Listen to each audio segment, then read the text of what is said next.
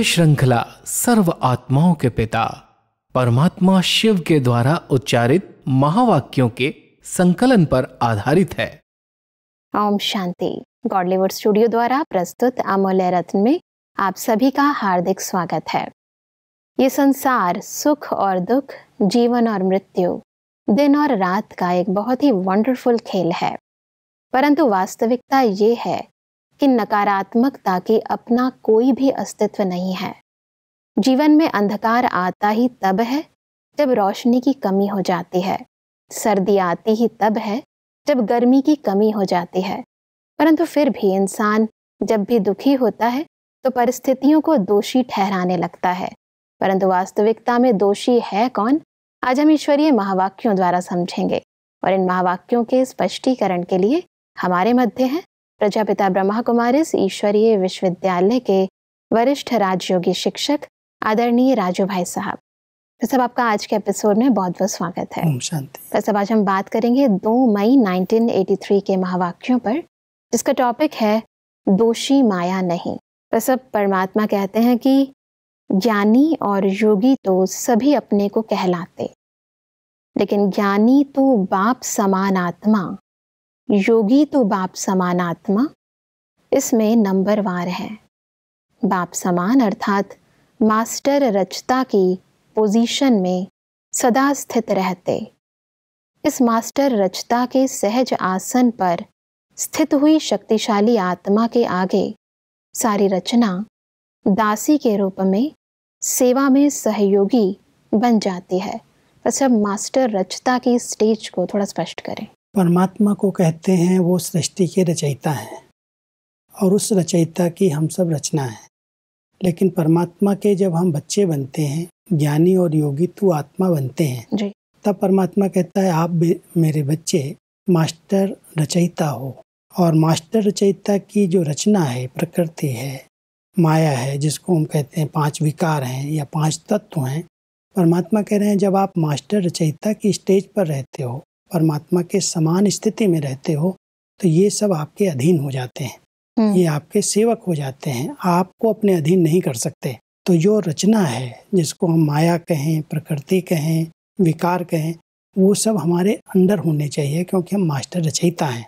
रचयिता उसी ही कहा जाता है जिसके अंडर रचना काम करे। अगर रचना अपना अधिकार रखती है, माना मैं मास्टर रचयिता नहीं हूँ, तो परमात्मा हम सबको ये टाइटल देते हैं। जैसे परमात्मा को रचयिता कहा जाता है, ऐसे मेरे बच्चे भी मास्टर रचयिता हैं, और ये जो माया और प्रकृति है वो उनके अंडर काम करनी चाहिए। परमात्मा कहते हैं कि मास्टर रचता सेकंड में अपने शुद्ध संकल्प रूपी ऑर्डर से जो वायुमंडल बनाने चाहे वह बना सकते हैं। जैसा वाइब्रेशन फैलाने चाहे वैसे फैला सकते हैं। जिस शक्ति को आह्वान करे वह शक्ति सहयोगी बन जाती। जिस आत्मा को जो अप्राप्ति है वह जानकर सर्व प्राप्तियों का मास्टर दाता बन उन आत्माओं को दे सकते हैं। ये एक बहुत अच्छी विधि है कि अगर हम मास्टर रचयिता की स्टेज पर रहते हैं तो सबसे पहली रचना है संकल्प की रचना। आत्मा मालिक है और मालिक की पहली रचना संकल्प है। तो शुद्ध संकल्प जिस प्रकार से हम करते हैं, तो शुद्ध संकल्पों का प्रभाव अपनी इंद्रियों पर पड़ता है, प्रकृति पर पड़ता है। जो आत्माओं की चाहनाएं हैं उनको हम समझ करके उसके ऊपर भी हम शुभ संकल्पों का प्रयोग कर सकते हैं। तो परमात्मा कहते हैं जिस प्रकार के संकल्प करो उस प्रकार से कर्म इंद्रियां, व्यक्ति, सामने वाली आत्माएं आपका समझें और उसके अनुसार आपका कर्म करें। तो परमात्मा हम सबको मास्टर रचयिता की जो स्टेज बता रहे हैं, उस स्टेज में सबसे बड़ी शक्ति संकल्प शक्ति है, जो हमारी पहली रचना है जी। आत्मा की। वो रचना अगर हमारे आर्डर प्रमाण है, शुद्ध संकल्प हम करते हैं, व्यर्थ और नेगेटिव संकल्प नहीं करते, बहुत अच्छे शुद्ध संकल्प करते हैं, तो शुद्ध संकल्पों के आधार पर ये कर्म इंद्रियां और व्यक्ति संस्कार हमारा कहना मानते हैं। जैसे जब हम कहते हैं कि संकल्प मेरे ऑर्डर अनुसार काम करें, जी, इसका यथार्थ अर्थ क्या है? संकल्प मेरे आर्डर, माना मैं आत्मा मालिक हूँ जी। और आत्मा की 3 शक्तियाँ हैं। मन, जिसको हम संकल्प शक्ति कहते हैं, बुद्धि जिसको हम निर्णय शक्ति कहते हैं, और जब मन बुद्धि के आधार पर कोई हम कर्म करते हैं तो उन कर्मों का परिणाम जो है वो संस्कार के रूप में दिखाई देता है। तो ये मन, बुद्धि और संस्कार, ये आत्मा की 3 चैतन्य शक्तियाँ हैं। जब मैं कहता हूँ मेरे संकल्प, तो मैं आत्मा हूँ, मालिक हूँ, और मेरी पहली रचना संकल्प है। अगर उन संकल्पों में बहुत शुद्धता है और शक्ति है तो जिस प्रकार के हम संकल्प करेंगे उसी प्रकार से सारी रचनाएं, कर्म इंद्रियाँ रचना है, वो रचना कहना मानेंगी। अगर कर्म इंद्रियाँ अपना कार्य कर रही हैं, मन की नहीं सुन रही हैं, माना मैं आत्मा मास्टर रचयिता की स्टेज पर कर्म इंद्रियों को आर्डर नहीं कर रही। अगर कर्म इंद्रियों को आर्डर प्रमाण चलाना है तो सबसे पहले अपने इस मंत्री को, जैसे राजा का पहला मंत्री मन है, तो उस मन मंत्री को अपने कंट्रोल में रख करके फिर कर्म इंद्रियों से कर्म कराया जाए। जी, परमात्मा कहते हैं कि नंबरवार तो सब हैं ही, लेकिन ऐसे भी मास्टर रचता कहलाने वाले देखे जो अपनी रचना संकल्प शक्ति के एक व्यर्थ संकल्प से घबरा जाते हैं, डर जाते हैं, स्मृति का प्रेशर लो हो जाता है, इसलिए उमंग उत्साह की धड़कन बहुत स्लो हो जाती है, दिल शिकस्त का पसीना निकल आता है ना, ऐसा होता है ना, क्या करें कैसे करें, इसमें परेशान हो जाते हैं। गलती 1 सेकंड की है, अपने मास्टर रचता की पोजीशन से नीचे आ जाते हैं। कई बार ऐसे होता है, कोई ऐसे संकल्प तेज गति के, फास्ट गति से उत्पन्न होते हैं जो अपने अधिकार से बाहर चले जाते हैं। कई लोगों की एक आदत बन जाती है, कोई भी बात देखते हैं, सुनते हैं, उस पर बहुत विचार कर लेते हैं, सोचने लगते हैं, और इतना सोच लेते हैं जो खुद ही परेशान होते रहते हैं। तो बाबा जो कह रहे हैं उनकी धड़कन स्लो हो जाती है, अंदर का जो ब्लड प्रेशर जैसे लो हो जाता है, उसका कारण ही बता रहे हैं।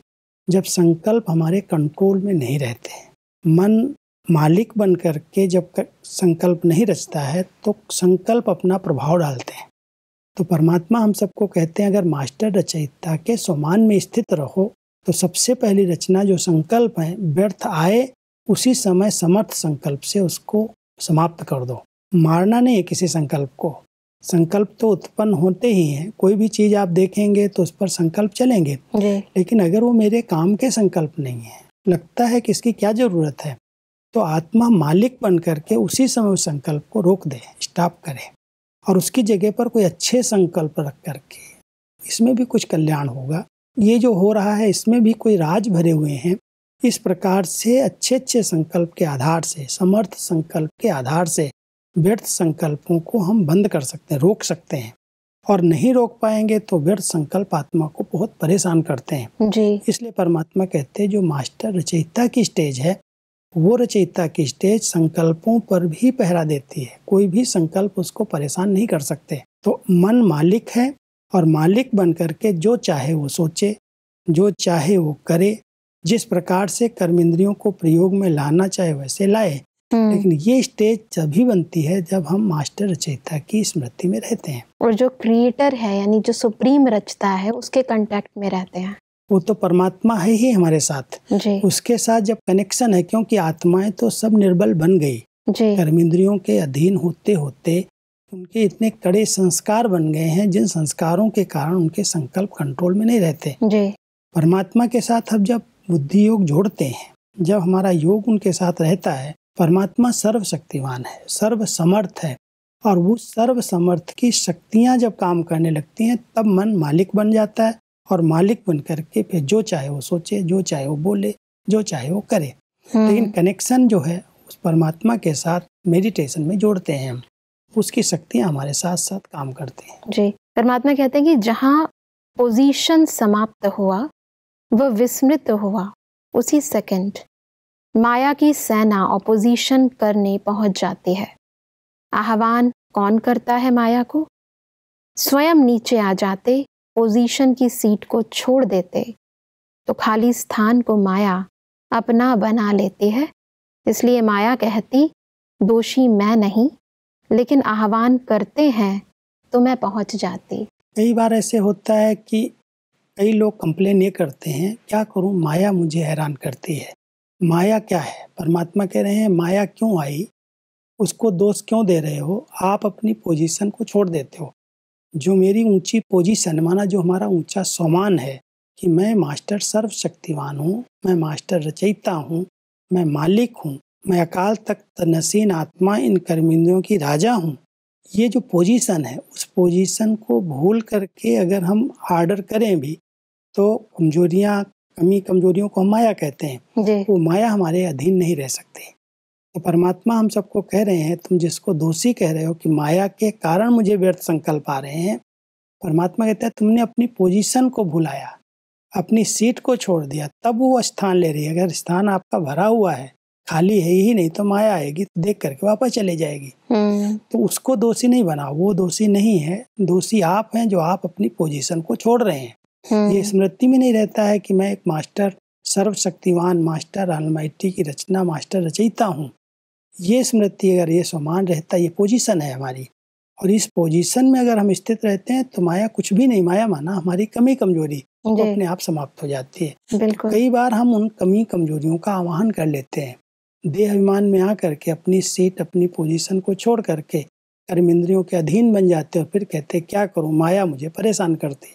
परमात्मा कहता है माया को दोषी नहीं बनाओ, आप अपनी स्मृति को कायम रखो, अपनी पोजीशन पर स्थित रखो, माया अपने आप भाग जाएगी। परमात्मा कहते हैं कि इसी नशे में रहो, हम हैं बाप के तख्त नशीन, सतयुग का राज्य तख्त भी इस तख्त के आगे कुछ नहीं है, सदा ताज और तिलकधारी हैं, इस स्मृति में रहो। अगर कोई को बैठने के लिए बढ़िया आसन मिल जाए तो छोड़ेगा कैसे? बनना है तो श्रेष्ठ ही बनना है, हाँ तो हाँ, मरना है तो धक से, यही मरना मीठा है।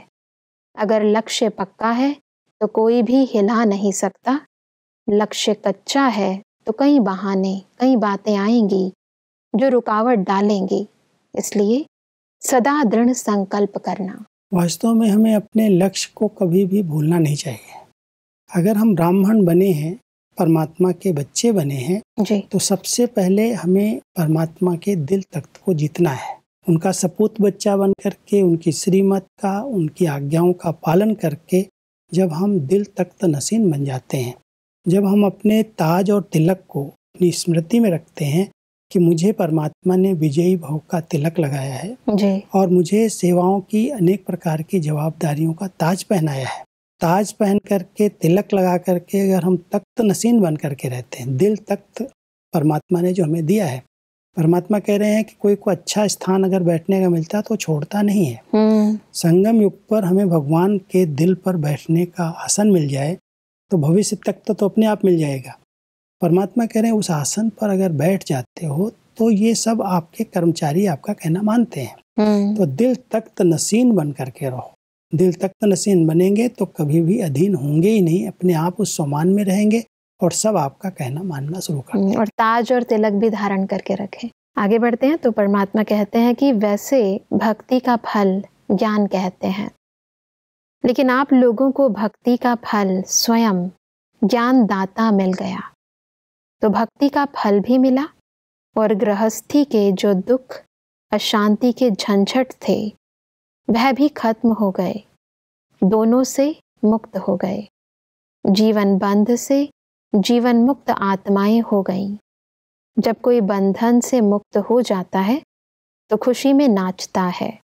आप भी बंधन मुक्त आत्माएं सदा खुशी में नाचते रहो, बस गीत गाओ और खुशी में नाचो। क्योंकि सबसे बड़ा बंधन तो गृहस्थी का ही हो गया, जो हमने रचना रची उसके बंधन में बंध गए। परमात्मा ने हमें स्मृति दिलाई कि आप गृहस्थी नहीं हो, आप ट्रस्टी हो। जो आपकी गृहस्थी रची हुई है उसको अपनी नहीं समझो, ये परमात्मा ने सेवा के लिए मुझे दिया है, इनकी सेवा मुझे करनी, इनकी संभाल करनी है जी। तो जब ये स्मृति रहती है तो गृहस्थी बंधन में बांधती नहीं है। एक तरफ हमें भक्ति का बंधन था, परमात्मा ने हमें भक्ति का फल दे दिया। दूसरी तरफ गृहस्थी के बंधनों से हमें छुड़ा दिया। हमें गृहस्थी संभालनी है, लेकिन संभालते हुए भी अपने को न्यारा प्यारा ट्रस्टी बन करके रहना है। जब ये स्मृति रहती है तो इसी जीवन में रहते हुए हम जीवन बंध की बजाय जीवन मुक्त स्थिति का अनुभव करते हैं। और वो जीवन मुक्त स्थिति जिसके अंदर कोई भी दुख नहीं है, कोई भी बंधन नहीं है, परमात्मा कहता है संगम पर जिसने ये अनुभव किया वही भविष्य में भी जीवन मुक्त पद का अधिकारी बन सकता है। इस समय हमें ये अधिकार लेना है कि कर्मेंद्रियों से हम कर्म कराएं, गृहस्थ व्यवहार को संभालें, सब कुछ करते हुए भी जीवन मुक्त स्थिति में रहें। परमात्मा कहते हैं कि सदा याद रखो जीवन मुक्त आत्माएं हैं, सब बंधन समाप्त हो गए, मेहनत से छूट गए, मोहब्बत में आ गए, तो सदा हल्के होकर उड़ो, पुजारी से पूज्य, दुखी से सुखी, कांटों से फूल बन गए। कितना अंतर हो गया, अभी पुरानी कलयुगी दुनिया के कोई भी संस्कार न रहे। अगर पुरानी दुनिया का कोई भी पुराना संस्कार रह गया तो वह अपनी तरफ खींच लेगा। इसलिए सदा नई जीवन, नए संस्कार, श्रेष्ठ जीवन है तो श्रेष्ठ संस्कार चाहिए। श्रेष्ठ संस्कार है ही स्वकल्याण और विश्व कल्याण करना। जब ये स्मृति रहती है कि मेरा ये जन्म नया जन्म है, क्योंकि मर्जीवा जीवन हमें मिला, जब ब्रह्मा मुख की संतान हम बने तो परमात्मा हम सबको ये स्मृति दिला रहे हैं कि आपका ये नया जीवन, नया जन्म है। इसलिए जो पास्ट के संस्कार हैं, पिछले जन्म के संस्कार हैं, उन संस्कारों को मेरे संस्कार कह करके उसके अधीन नहीं हो जाओ, उस बंधन में नहीं बंधो। सबसे बड़ा बंधन तो मन का बंधन है। परमात्मा के जब हम बच्चे बन गए तो मेरे संस्कार जो विकारी देह अभिमान वाले पति संस्कार थे, उनसे हम मर्जीवा बन गए। तो परमात्मा हम सबको कह रहे हैं कि इस मर्जीवा जीवन की स्मृति, ये नया जन्म है मेरा, ब्राह्मण जन्म है, पवित्र जन्म है, तो अपवित्र संस्कार बार बार मेरे ऊपर वार क्यों कर रहे हैं? पास्ट जन्म की विस्मृति नहीं हुई। तो अब परमात्मा हम सबको कहते हैं उसको भूलो, अपने नए जीवन और नए जन्म की स्मृति के आधार से नए संस्कार इमर्ज करो, और नए संस्कार स्व कल्याण और विश्व कल्याण के हैं। इसमें लग जाओ, इसमें बिजी हो जाओ, तो वो अगर संस्कार कोई बार बीच बीच में निकलते भी हैं, बार बार बाहर भी आते हैं, तो उन संस्कारों पर आपकी जीत हो जाएगी। उनका वर्णन नहीं करो, उनका चिंतन नहीं करो, नहीं वो संस्कार प्रभाव डाल करके आपको अधीन बना देंगे। अपने नए संस्कार, इस नए मर्जीवा जीवन के ब्राह्मण जन्म के संस्कार हैं, मैं आत्मा अपना कल्याण करूं और अपने विश्व के भाई बहनों का कल्याण करूं। तो स्व कल्याण और विश्व कल्याण ये हमारे निजी संस्कार हैं। यानी हम अपना समय, शक्ति, श्वास जो भी है वो हम ब्राह्मण जीवन के जो हमारी धारणाएं हैं और ज्ञान है उसमें यदि बिजी रखेंगे तो जो पुराने जन्म के हमारे संस्कार हैं वो फिर इमर्ज नहीं होंगे, वो अपने आप मर्ज हो जाएंगे। क्योंकि हम इतना बिजी हो गए, नई सेवाओं में, नए संस्कारों में इतना लग गए, जो पुराने अगर बीच में आएंगे भी तो जैसे आए और वापस चले गए, वो हमारे पर वार नहीं करेंगे। बिल्कुल। परमात्मा कहते हैं कि सदा यह स्मृति में रहे कि मैं रूहानी गुलाब हूँ। रूहानी गुलाब अर्थात सदा रूहानी खुशबू फैलाने वाले। जैसे रूहे गुलाब अपनी खुशबू देता है, उसका रंग रूप भी अच्छा, खुशबू भी अच्छी, सबको अपने तरफ आकर्षित भी करता है, ऐसे आप भी बाप के बगीचे के रूहानी गुलाब हो।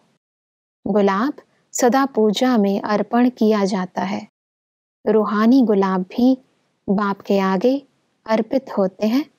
यह यज्ञ सेवाधारी बनना भी अर्पण होना है। वास्तव में गुलाब का जो पुष्प है, रूप, रंग, खुशबू, तीनों चीज़ें उसकी बहुत आकर्षण करती हैं। और हमेशा जब मंदिर के अंदर फूल चढ़ाते हैं तो गुलाब के फूल का बड़ा महत्व रखते हैं। भक्ति के अंदर भी भगवान के ऊपर गुलाब के पुष्प अर्पित करते थे। ऐसे आप चैतन्य रूहे गुलाब, रूह कहते हैं आत्मा को, रूह कहते हैं खुशबू को जी। जब आत्मा खुशबूदार रूहे गुलाब बन जाती, माना दिव्य गुणों की खुशबू उसके अंदर आ जाती है, तो रूहे गुलाब की जो खुशबू है वो बहुत आकर्षण करती है हर आत्मा को जी। परमात्मा के ऊपर एक तरफ हम अर्पण हो गए, दूसरी तरफ मेरे अंदर, मेरे जीवन में अनेक प्रकार के दिव्य गुण आते गए, उन दिव्य गुणों की खुशबू चारों तरफ फैल गई। तो परमात्मा कहते हैं अर्पित होने वाले रूहे गुलाब दिव्य गुणों की खुशबू से भरपूर होते हैं और वही परमात्मा के ऊपर अर्पित किए जाते हैं। तो आप बच्चे ऐसे रूहे गुलाब बन करके रहो। परमात्मा कहते हैं कि अर्पण होना यह नहीं कि एक स्थान पर रहना, कहाँ भी रहें लेकिन श्रीमत पर रहें, अपनापन जरा भी मिक्स ना हो। ऐसे अपने को भाग्यवान, खुशबूदार, रूहानी गुलाब समझते हो ना। सदा इसी स्मृति में रहो कि हम अल्लाह के बगीचे के रूहानी गुलाब। यही नशा सदा रहे, नशे में रहो और बाप के गुणों के गीत गाते रहो। इस ईश्वरीय नशे में जो भी बोलेंगे उससे भाग्य बनेगा। परमात्मा हम सबको अर्पण का, समर्पित का एक बहुत सुंदर अर्थ बताते हैं जी। कई लोग समझते हैं समर्पित होना माना मधुबन में या सेंटर पर रहना, बैठ जाना एक स्थान पर। परमात्मा कहते हैं समर्पित होना कोई एक स्थान पर बैठना नहीं है जी। समर्पित बुद्धि से होना है। श्रीमत प्रमाण चलते रहें, कहीं भी रहें, गृहस्थ व्यवहार में कहीं भी रहते हुए बुद्धि से अगर समर्पित हैं, श्रीमत प्रमाण चल रहे हैं, श्रीमत में अपनेपन की मत को मिक्स नहीं करते, किसी भी स्थान पर सेवा कर रहे हैं, सेवा करते अपनेपन से मुक्त हैं, श्रीमत अनुसार कर्म हो रहे हैं, तो वो अर्पित हैं। परमात्मा के वो सच्चे रूहे गुलाब हैं, उनकी खुशबू अपने आप ऑटोमेटिक फैलती है। लेकिन अगर प्रवृत्ति में रहते, मेरी प्रवृत्ति, मेरी गृहस्थी, मेरे बच्चे, मेरा बिजनेस, मेरापन आ जाता है, तो वो अर्पण नहीं कहलाते, वो गृहस्थी बन जाते। तो परमात्मा हम सबको बता रहे हैं कि अपनेपन का भाव मिक्स नहीं करो, कहीं भी रहो, किसी भी सेवा पर रहो, कोई भी कार्य करो, लेकिन अपने आप को समझो मैं अर्पित हूँ और मेरी रूहे गुलाब की खुशबू, दिव्य गुणों की खुशबू चारों तरफ फैलनी चाहिए। जब वो खुशबू चारों तरफ से फैलती है और हम दिव्य गुणों से संपन्न होकर के श्रीमत प्रमाण चलते हैं, तो हम कहाँ भी रहते हुए समर्पित हैं। बिल्कुल भाई साहब, आज हमने समझा कि कैसे हम माया की ऑपोजिशन से बचने के लिए अपनी श्रेष्ठ पोजीशन की ऊंची स्थिति पर सेट रहे। भाई साहब, इस स्पष्टीकरण के लिए आपका बहुत बहुत धन्यवाद। ओम शांति। दर्शकों, आज के महावाक्यों में परमात्मा ने कहा कि ज्ञानी और योगी तो आत्मा सदा मास्टर रचयिता की स्टेज पर स्थित रहती है। ऐसी आत्मा के आगे सारी रचना दासी के रूप में सहयोगी बन जाती है। परमात्मा ने कहा कि हमें कभी भी व्यर्थ व नेगेटिव संकल्पों के द्वारा माया का आह्वान नहीं करना है। सदा स्मृति रहे कि मैं रूहानी खुशबू फैलाने वाला रूहे गुलाब हूँ। दर्शकों, आज के महावाक्यों से संबंधित यदि आपके मन में कोई प्रश्न है तो आप हमें ईमेल कर सकते हैं। हमारा ईमेल आईडी है amulyaratna@godlywoodstudio.org। अगले एपिसोड में एक और अव्यक्त वाणी के साथ आप सभी के समक्ष हम फिर हाजिर होंगे। तब तक के लिए लेते हैं इजाजत। ओम शांति।